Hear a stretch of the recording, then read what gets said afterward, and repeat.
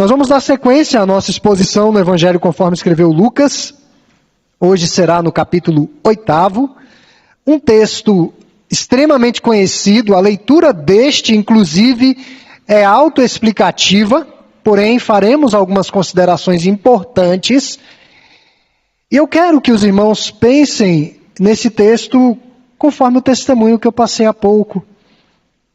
Palavra de Deus, uma semente. O Senhor Jesus, certa feita, disse que o reino de Deus é como uma semente do grão de mostarda. Ele começa praticamente imperceptível. É uma semente diminuta, quase como um grão de um café moído. Um pouco menor do que o grão de um café moído. É a semente do grão de mostarda. Lançada em terra, se camufla na terra, você nem vê, porque fica quase da cor da terra. É uma semente mais escura, a terra geralmente marrom, a semente vai camuflar-se ali, você nem vai ver. Mas Jesus disse que o reino de Deus é como uma semente que é lançada, semente do grão de mostarda lançada, e com o passar do tempo ela vai se desenvolvendo, ela brota e cresce e se torna algo extraordinário.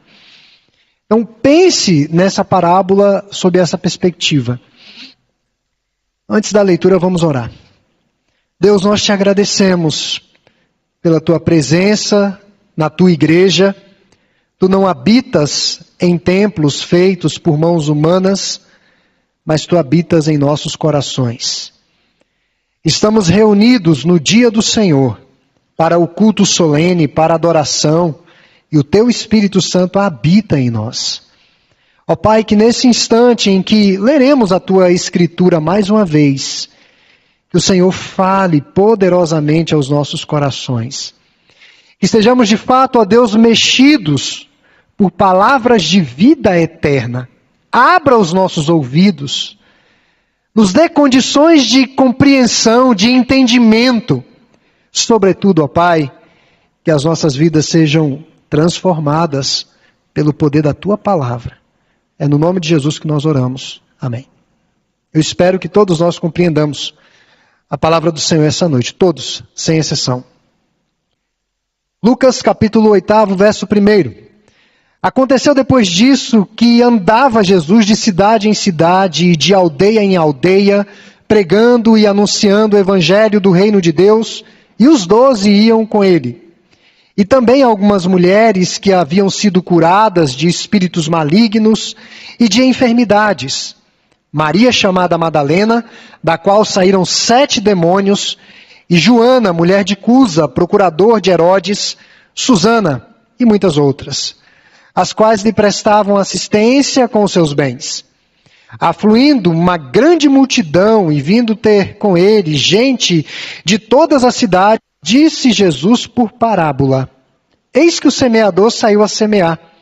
E ao semear, uma parte caiu à beira do caminho, foi pisada, e as aves do céu a comeram.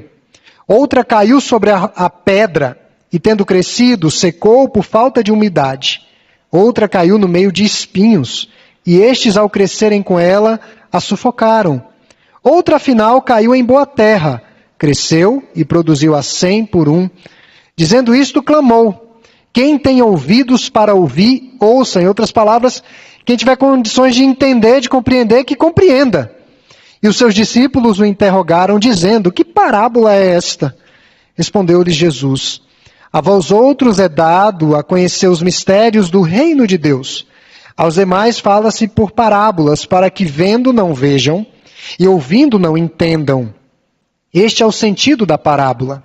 A semente é a palavra de Deus. A que caiu à beira do caminho são os que a ouviram. Vem a seguir o diabo e arrebata-lhes do coração a palavra, para não suceder que crendo sejam salvos. A que caiu sobre a pedra são os que, ouvindo a palavra, a recebem com alegria. Estes não têm raiz, creem apenas por algum tempo, e na hora da aprovação se desviam. A que caiu entre espinhos são os que ouviram e no decorrer dos dias foram sufocados com os cuidados, riquezas e deleites da vida. Os seus frutos não chegam a amadurecer. A que caiu em boa terra são os que, tendo ouvido de bom e reto coração, retêm a palavra, estes frutificam com perseverança. Estes frutificam com perseverança. Meus irmãos, há uma conexão aqui com a passagem anterior. No versículo 1, a última passagem que o reverendo Edilton pregou, daquela mulher pecadora que ungiu os pés do Senhor Jesus com um caríssimo perfume e enxugava as lágrimas e o excesso do perfume com os seus próprios cabelos num ato de extrema adoração. Então há uma conexão, porque no verso 2, além dos discípulos que acompanhavam o Senhor Jesus, os 12, algumas mulheres seguiam ao Senhor. Aqui nós poderíamos fazer um destaque à importância que Jesus atribui à mulher, à sua verdadeira dignidade diante de Deus.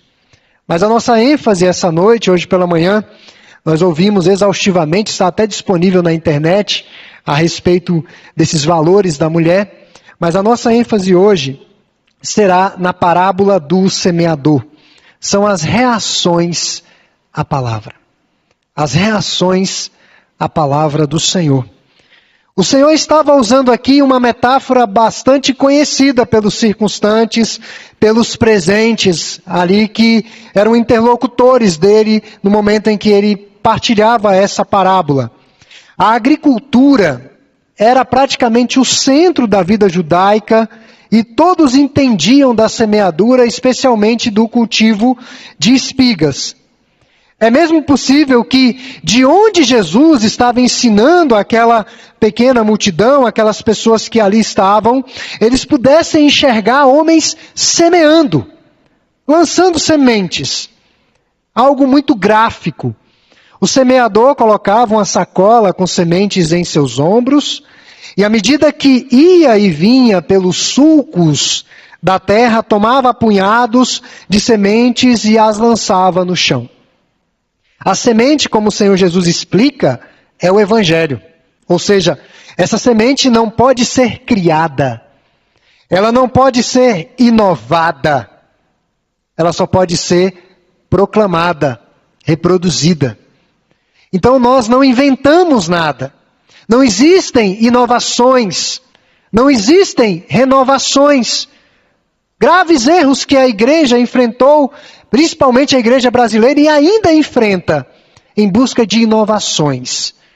A palavra já está posta, a semente já existe, basta que ela seja lançada. O semeador é todo aquele que planta a palavra de Deus, e os solos são os corações. As pragas, o sol e as aves representam aqui os nossos inimigos. Nem todas as sementes vão gerar frutos, nem todos que ouvem vão frutificar. Esse certamente foi o caso do ministério terreno de Jesus. Quando eu estudava essa semana a respeito desse texto, John MacArthur dizia o seguinte, um grande pregador norte-americano, ainda vivo dos nossos dias, quase centenário, se não centenário, chegando aos 100 anos, um pastor batista norte-americano. John MacArthur dizia, eu não me preocupo se eu estou pregando e não está frutificando tanto que eu achava que deveria frutificar, porque Jesus, sendo Jesus, teve a multidão clamando Hosana, ora vem, Senhor Jesus, e ao mesmo tempo a mesma multidão clamando crucifica-o, e encerra aí. Então o pregador dos pregadores enfrentou dificuldades ao semear, imagine nós que somos humanos. O texto não fala sobre a preparação da terra para o plantio. A agricultura moderna costuma lavrar o campo e preparar o solo meticulosamente antes de lançar as sementes. Na verdade, os solos são até mesmo estudados para ver se certo tipo de plantação naquele determinado local é promissora ou não. Mas na antiguidade lançavam as sementes e depois eles iam enterrar e aguardar. E nós sabemos que esse último método, o que era praticado na antiguidade, é ineficaz para uma colheita abundante. O texto fala sobre quatro tipos de pessoas que esboçavam reações diferentes à palavra. Então nós vamos ver a primeira. Corações endurecidos. Verso 4 a 5, e Jesus explica no verso 12. No verso 5 é a terra endurecida do caminho que margeava o campo. O caminho de acesso ao campo, as estradas, era uma área de terra pisada, era como se fosse um calçadão. Um local para a passagem de pedestres.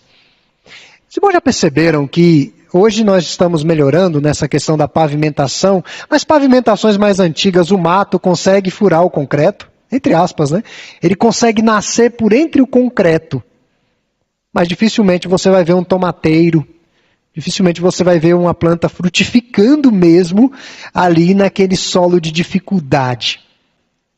O texto estava, a Palestina era coberta de campos, não eram rodeados por muros ou cercas, e seus limites eram trilhas estreitas. Viajantes de todas as partes se valiam dessas trilhas para passar, para acessar. As terras dessas trilhas eram batidas, era um solo compactado, era um solo duro, comprimido, que não era cultivado, não eram terras aradas ou amolecidas. E o constante pisar de transeuntes, bem como o clima seco, não era favorável para que ali, de fato, se brotasse e crescesse uma semente que pudesse dar os seus frutos. Era como se fosse um asfalto dos nossos dias. E quando o semeador lança a sua semente na superfície endurecida, a semente, obviamente, não penetra na terra. Lá ficava até que, de tanto as sementes serem pisadas, os passarinhos passavam, as aves dos céus, e acabavam destruindo, consumindo aquelas sementes. E dureza é um termo empregado nas Escrituras para retratar o coração endurecido do homem. O homem já nasce com o seu coração endurecido, empedernido, como que de pedra. E Deus nos promete, no livro do profeta Ezequiel, capítulo 36, verso 26, Deus nos diz que tiraria de nós esse coração de pedra, esse coração relutante à palavra, à vontade dele, e colocaria dentro de nós um coração diferente, um coração de carne, um coração quebrantado para com a palavra dele. Jesus explica que esse tipo de solo representa esse coração insensível, um coração apático, distante. Eu diria, irmãos, um coração indiferente e até hostil a Deus. É um coração que não quer saber do Evangelho. O Senhor nos alerta para o fato de que o coração humano pode ficar tão apertado e tão batido pelo transitar do pecado, ao ponto de se tornar completamente insensível ao Evangelho. Uma propaganda antiga, quando eu estudei um pouco de marketing, é interessante que eles têm umas sacadas que é muito fora da caixa. Ele dizia assim na propaganda: você quase conseguiu isso. Você quase. O coração endurecido é aquele que é quase salvo, ele chega muito perto. Sementes e mais sementes batem naquela terra dura, mas não entram. Este é o coração que não reconhece, ou que não conhece o arrependimento, nem a tristeza pelo pecado, nem a culpa, e nem se preocupa com as coisas de Deus. Deixa-se destruir por um cortejo interminável de pensamentos sujos, de pecados prediletos, de estimação, ocultos aos homens, mas não a Deus, e atividades ímpias. Ele vai sendo levado como que por uma correnteza. Esses dias eu assisti a um vídeo sobre saúde emocional à luz das Escrituras, e o médico que ali estava, é um médico mesmo, psiquiatra, ele falava a respeito dos vícios. E ele dizia o seguinte, que o vício muitas vezes está ligado a um ídolo, a um pecado de estimação. Geralmente o viciado não reconhece que é viciado, a não ser que se extravase.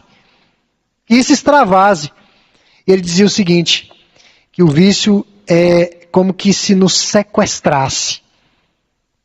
Geralmente, os casos de pessoas que conseguiram fugir de um cativeiro de sequestro são raríssimos. São raros. A pessoa que está sequestrada precisa de ajuda, precisa de socorro. Ela precisa ser resgatada daquele cativeiro. Então são pessoas que estão com os corações duros, mentes cauterizadas, é um coração imprudente, calejado, indiferente, que jamais foi quebrantado e nem suavizado pela convicção ou tristeza pelos seus erros. Não passou por esse momento dramático de arrependimento e não quer ouvir. Ele não quer ser incomodado por um convite evangelístico. Esse tipo de solo não representa necessariamente os agnósticos, aqueles que dizem, talvez Deus exista.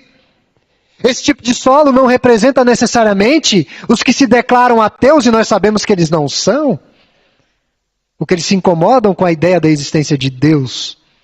Esse tipo de solo não é necessariamente aquele que não é crente, mas pode ser pessoas crentes que têm corações duros e se escondem sob o manto da religião verdadeira. Quantos nós não vemos assim? Estão bem próximos da verdade, próximos de solos férteis, solos que são boa terra. Eles geralmente recebem punhados e mais punhados de sementes, mas essas não brotam em seus corações. Eles não passam por um quebrantamento, eles não conseguem sair do cativeiro da idolatria. Então não são apenas ateus ou agnósticos ou pessoas que desprezam a existência de Deus, mas podem ser crentes. Mas além do coração duro, outro tipo de reação à palavra é o coração superficial. Pedi para os irmãos da mesa me ajudarem aí. Segundo tópico, coração superficial ou artificial, versos 6 e 13. No verso 6 descreve um solo rochoso, não está se referindo a um solo necessariamente pedregoso, que você já visualiza pedras. Mas qualquer agricultor que cultivasse um campo, removeria dele todas as pedras que pudesse, na profundidade que pudesse chegar, para que abrisse caminho, para que as raízes se aprofundassem. Contudo, por todo Israel, há uma camada de rochas calcárias no subsolo. Eles não tinham ferramentas adequadas para a devida preparação da terra. E em certos lugares, essa camada chegava tão próxima à superfície que restavam apenas alguns centímetros. Ou seja, você tinha no subsolo, na parte mais funda, muita pedra. Digamos 5 centímetros de terra. Eles lançavam a semente ali. À medida que a semente cai nesses lugares rasos, logo começa a germinar, suas raízes logo alcançam a camada rochosa, sem terem para onde expandir-se. E sem condições de aprofundarem-se, as novas plantas geram uma folhagem exuberante. Você diz, puxa, mas vai crescer muito, vai frutificar demais. Torna-se mais atraente do que o restante da plantação. No entanto, em vindo o sol, tais plantas são as primeiras a morrer, porque as suas raízes não podem aprofundar-se. Os irmãos sabem que as plantas sobrevivem da umidade que extraem do solo. Eu já contei para os irmãos aqui de uma árvore que eu não vejo como uma boa árvore aqui em Brasília. É uma árvore que fica verde o ano inteiro, ainda não sei o nome dessa árvore.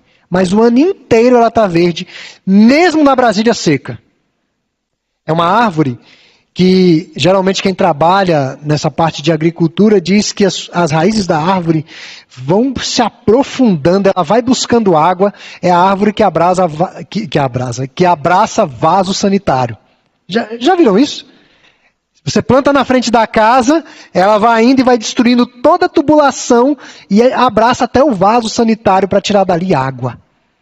Ela fica o ano inteiro verde. Você nunca vê essa árvore secando folha. O ano inteiro. Diferentemente desse tipo de planta que iria crescer naquele solo pedregoso. É alguém muito entusiasta, mas superficial. Existe uma reação positiva, mas não é ainda a fé salvadora. Não há meditação, não se avalia o custo do discipulado. É um entusiasmo rápido, eufórico, emocional, circunstancial, mas sem a menor compreensão do significado do discipulado.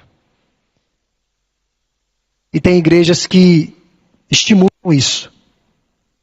Tem igrejas que dizem o seguinte: você ouviu essa palavra, você foi tocado por essa palavra, você foi sensibilizado por essa palavra, vem aqui à frente. Vem aqui à frente. Se você levantar do banco e vier aqui à frente, a sua vida vai ser mudada. É um discurso até bonito, né? É um discurso bonito. Mas ele não é verdadeiro.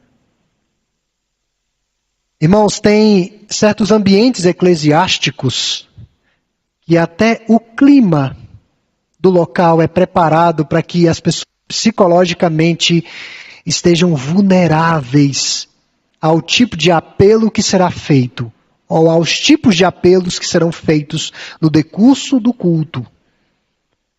Esses dias eu li uma matéria de uma igreja cujo sistema de ar refrigerado quebrou. Foi uma confusão o culto, eles não conseguiram atingir as emoções das pessoas. Reduz luz, solta fumaça, põe luz no palco, a igreja toda preta.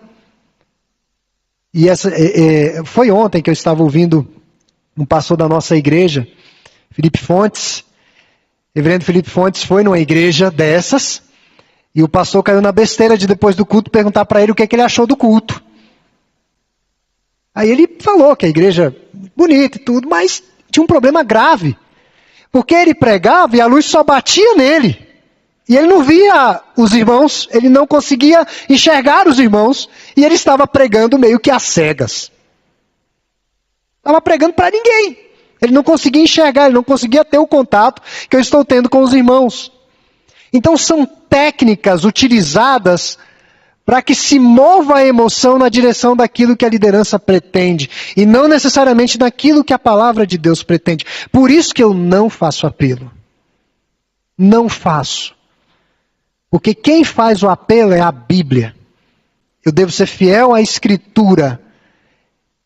Eu faço aqui as pastorais no meio do culto, a parte de ordenação, cerimônias no meio do culto, prego, cantamos o hino, oramos e vamos embora.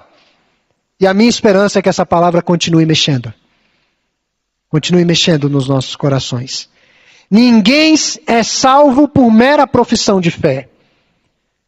É salvo por possessão de fé. Não é profissão. É possessão de fé. Existe uma apresentação enganosa do Evangelho prometendo alegria, calor, comunhão, bem-estar, sem a compreensão do tomar a cruz e seguir a Jesus, a cruz pessoal e seguir a Jesus. Todo crente tem a sua cruz ou cruzes. Não há verdadeiro quebrantamento, arrependimento e contrição. Pensa-se no Evangelho que só me é favorável. Então esse é o segundo tipo de solo. Cai na terra, logo brota, parece que vai e de repente murcha, morre. Além do coração duro e superficial, outro tipo de reação à palavra é o coração dividido. Um coração dividido, versos 7 e 14. Esse solo tinha uma boa aparência, era um solo profundo, rico, argiloso, um solo fértil, promissor. A época da semeadura parecia limpo e preparado, por cima estava tudo limpinho. Eu estou com um canteiro lá em casa, não sou agricultor, mas estou com um canteiro. Nós compramos um adubo, e é impressionante como vem de tudo dentro de um adubo. Você joga o adubo no solo, e aí de repente começa a nascer um monte de mato. Começa a nascer um monte de coisa, você nem, mas eu não plantei isso aqui, e está lá. E vai tomando tudo.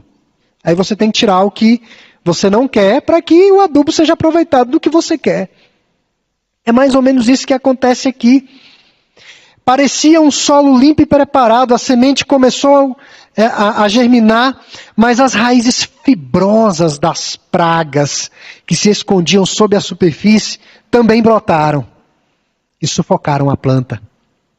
As pragas nativas de uma determinada área sempre levam vantagem sobre as plantas cultivadas. Eu digo sempre levam vantagem, muitas vezes até em relação ao cimento e ao asfalto. Vai sair o mato. Ninguém quer mato. Eu nunca vi uma pessoa cultivando mato.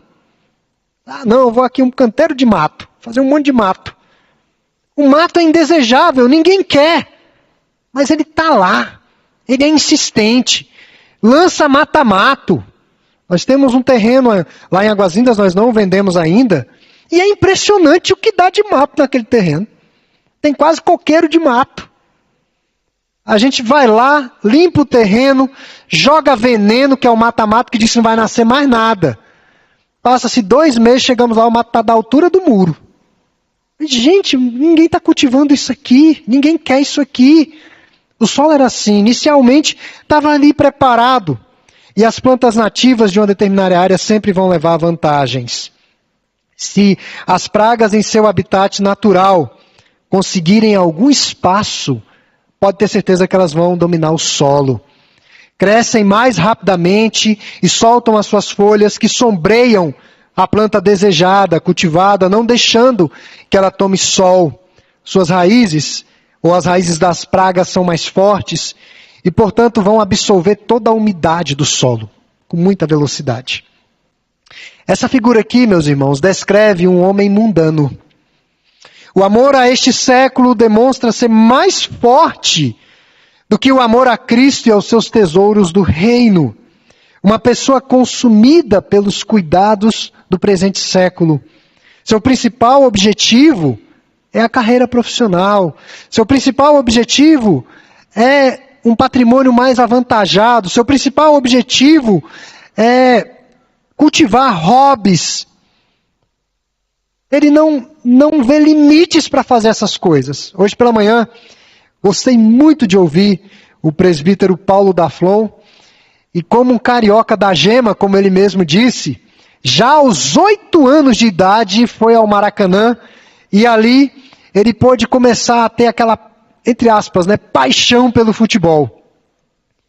Ia aos jogos, viu o seu time ganhar, chorou de alegria, chorou de tristeza. Hoje, com 70 anos, a reflexão que ele tem: por que nós na igreja não temos um amor por Cristo maior do que as coisas dessa terra? Nos desprendemos tanto para as coisas dessa terra, mas quando se pensa em Cristo, nós temos várias reservas. As pessoas começam a ter reservas. Eu não vou nessa atividade não porque está chovendo, porque tem gente chata. Eu não vou contribuir esse mês porque não está valendo a pena. E tem um monte de dedos para Deus. Mas eu duvido muito, se você é uma pessoa que gosta de viajar, até mesmo na pandemia, eu duvido muito se alguém lhe dissesse assim: olha, eu vou pagar para você, de graça, você vai passar 7 dias num resort engordando. Na beira do litoral nordestino, você pode escolher qualquer um deles. E se você quiser ir, a qualquer momento, só é marcar que estou pagando. Eu duvido se essa pessoa dizer: olha, eu não vou poder aceitar, sabe? Porque eu não estou podendo comer tanto assim. Eu não vou poder aceitar porque eu tenho que trabalhar e nas férias eu tenho que fazer outras coisas. Não dá nenhuma desculpa, ela vai arrumar um jeito de pegar um abono no trabalho, pegar logo aquela viagem, porque vai que a pessoa desiste, né? Que era alguma coisa assim, não, vou garantir aqui, pode reservar que eu vou me ajeitar. Então, são os cuidados com o presente século. Para ela, prestígio, aparência e riqueza são tudo na vida. Tudo na vida. Vêm à igreja por algum tempo, parecem-se com os demais crentes, até se identificam com o povo de Deus, porém nunca produzem frutos espirituais. Nunca. Porque o solo do coração delas está sendo drenado pelas pragas e ervas daninhas desta terra. A semente não vai. Por outro lado, a boa terra. Nós vemos muito boa terra na igreja. Às vezes a pessoa está na igreja há tantos anos. Vem uma boa terra, Deus converte uma boa terra. Aquela pessoa frutifica. Você vê aquela pessoa envolvida, você vê a família da pessoa transformada, você vê uma pessoa estável emocionalmente, você vê a graça de Deus abundando cada vez mais na vida daquela pessoa. Nós não devemos vir à igreja apenas por causa da comunhão ou do estímulo intelectual que recebemos aqui.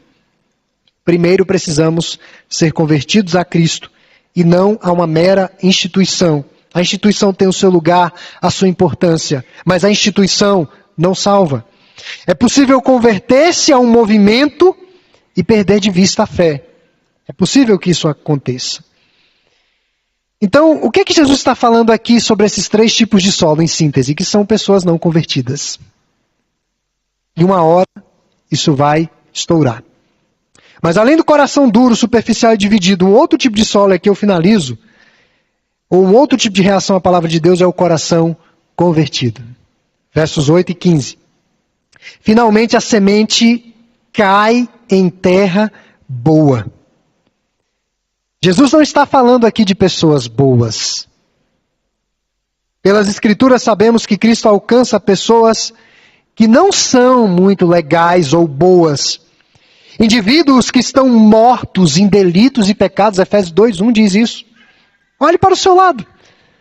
Todo mundo que o Senhor alcançou aqui era gente boa, gente fina? Não mesmo. Não mesmo. Se é do seu círculo de convivência, você sabe do que eu estou falando. Achava interessante um pastor no seminário. Ele foi num culto lá do seminário um dia, a esposa dele estava lá. E aí ele fez uma colocação que eu fiquei pensando, é verdade. Ele disse que a esposa dele o conhecia muito bem. Essa mulher me conhece. Ela sabe das minhas limitações, das minhas fraquezas, ela me conhece. Mas Deus nos conhece muito mais. Nós não éramos pessoas boas e ainda não somos pessoas boas em essência. É a graça de Deus. Será que os que dão ouvidos à palavra de Deus são melhores do que os outros? Não são. E aqui tem uma lição importantíssima. A regeneração precede a fé salvadora. É Deus quem prepara esse solo.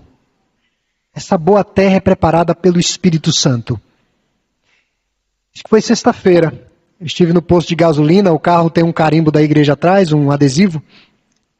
Abasteci o carro, o frentista foi lá, colocou a mangueira e tal, aí ele voltou e disse assim, eu acho que ele já sabia como é que era a linha da igreja. Essa igreja é a igreja do Espírito Santo? Falei, mas é claro, é evidente. Então tem profecias, tem línguas estranhas. Falei, meu querido, você está completamente equivocado. A igreja do Espírito Santo é a igreja que tem pessoas convertidas. Eu disse para ele, leia a Bíblia.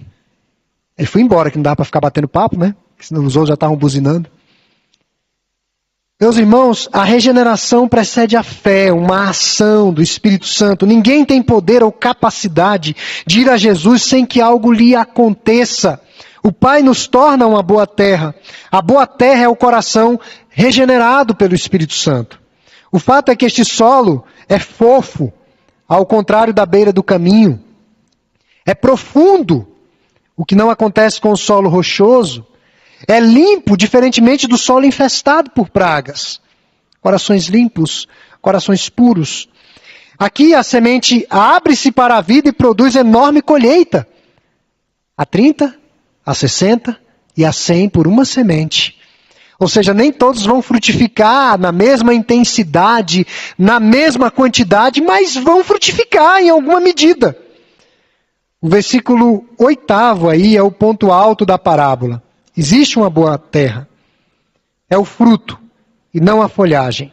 Não é o que se vê meramente por fora, mas são as obras evidenciadas que demonstram que há salvação, como disse Cristo em Mateus capítulo 7, verso 16. Nem todo cristão irá sempre produzir tanto fruto quanto deve, infelizmente. Mas não produziremos os mesmos frutos, mas todo crente é frutífero. Todo crente. Salmo 92 fala que ainda na velhice, serão cheios de seiva e de verdor e darão muitos frutos. A regeneração é comum e o primeiro passo da vida cristã. E dela vai decorrer a santificação. Aqui sim, é onde nós estamos agora. Existe um processo cooperativo. O Espírito Santo nos mostra, o Espírito Santo evidencia. Quando nós estamos começando a levantar altares de adoração, e ele fala que nós temos que jogar fora. Nós temos que abrir mão, porque os ídolos não têm controle. Eles vão tomando a vida por completo.